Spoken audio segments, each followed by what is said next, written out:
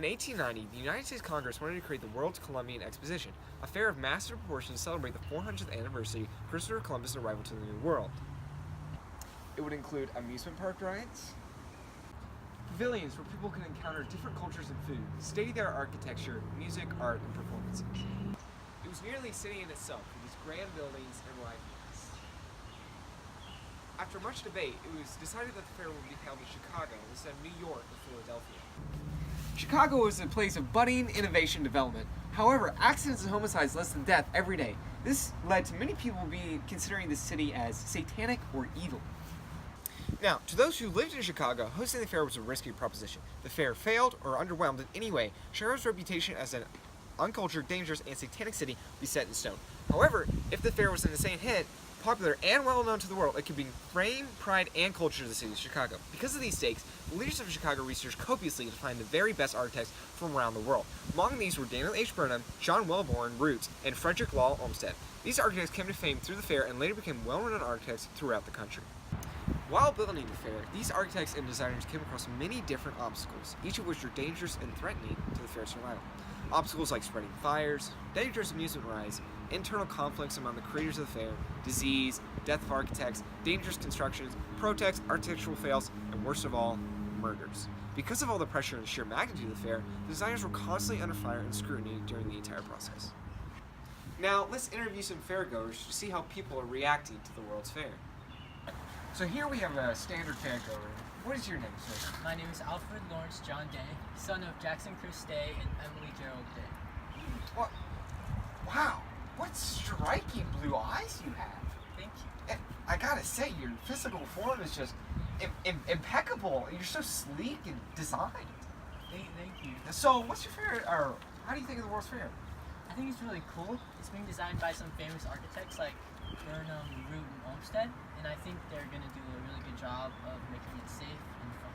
So, what's your favorite part about it so far?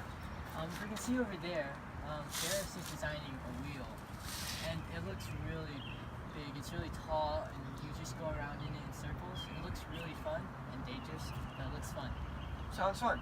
Thank you for your time, Alfred Lawrence John Day. Thank you. You must be Jonathan Patrick Ford. How are you enjoying the fair so far? It's good. How did you know my name? Oh, classic John. I hope you're enjoying the new structure that's been named the Ferris wheel. It says right here that, and I quote, young John enjoyed playing with interactive toys, especially ones that would spin in a circular motion. How did you get that? It also says that you failed the 5th grade and led a very troubled young life.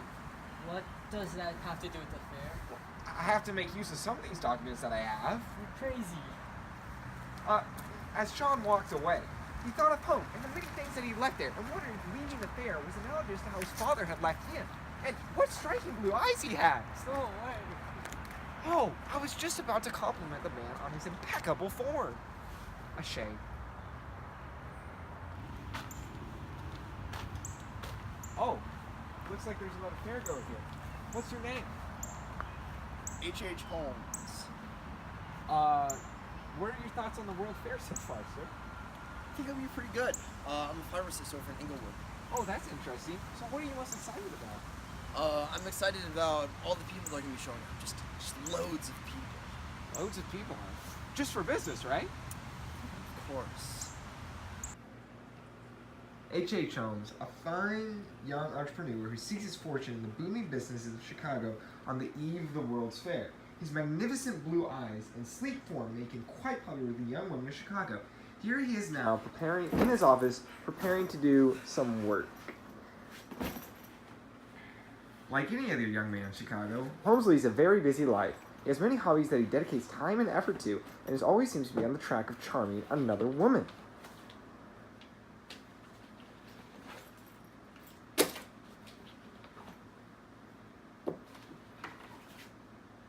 Yes, he's just a normal man. I do not see anything suspicious about him. The only thing that I notice are his great blue eyes.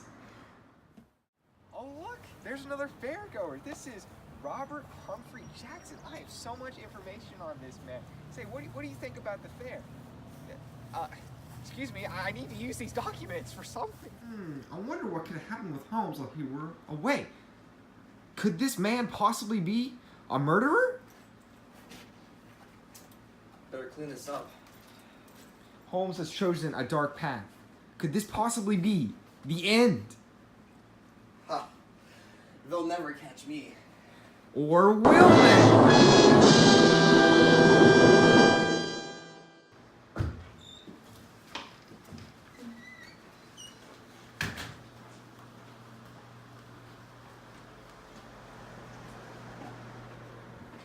Wow. Guess that really sums it up. Now we know what kind of devil Holmes really is. What kind of devil is that? Used numerous fake names, collected debts from almost every contractor in the White City, and charmed lots of young females, either as a pharmacist or a hotel owner. Damn. Well, now we have enough to catch him. Let's go Now get him. sentenced to death for the murder of Benjamin Patezzo. I killed more people than there are letters in the alphabet. I have the devil inside me, and I cemented Chicago as an evil, satanic city. After Holmes is executed, strange things begin happening to those who are involved with him. Geyer becomes ill. Holmes' prison warden commits suicide. Nearly every architect that participated in the World Fair dies, including Burnham. Strange occurrences that lead many to believe that Holmes actually did have the devil inside him, or some sort of supernatural force acting with him. The murders and life of H.H. Holmes perpetuated the idea of Chicago being a city of satanic ambition and sin. And that is the story of Chicago's World's Fair, and also the story of the ruthlessly insane serial killer known as H.H. Holmes.